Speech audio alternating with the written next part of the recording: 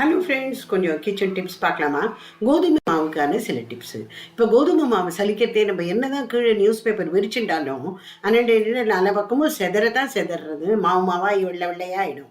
இந்த மாதிரி ஒரு டம்ளரில் போட்டுன்னு இந்த டம்ளரில் சல்லடையில் கவுத்துட்டு டம்ளரை மாத்திரம் நீங்கள் இப்படி நீங்கள் நாலா பக்கமும் நீங்கள் இது பண்ணிடல, உங்களுக்கு மாவு எங்கேயுமே வராது. அது எந்த பாத்திரமும் அதில் தான் வரும்.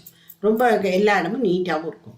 அடுத்தது பார்த்தீங்கன்னா, கோதுமை மாவை எவ்வளவு நீட்டாக எப்படி வச்சுக்கலாம், ரொம்ப நாளைக்கு அதில் பூச்சி வண்டு இதெல்லாம் வராமல் இருக்கிறதுக்கு அந்த டப்பாவில் கீழே நியூஸ் பேப்பர் போட்டுக்கலாம்.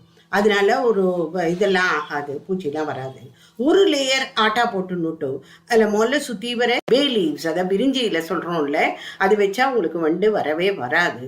அப்படி இல்லைன்னாக்க நீங்கள் மிளகா வத்தல் கூட வைக்கலாம்.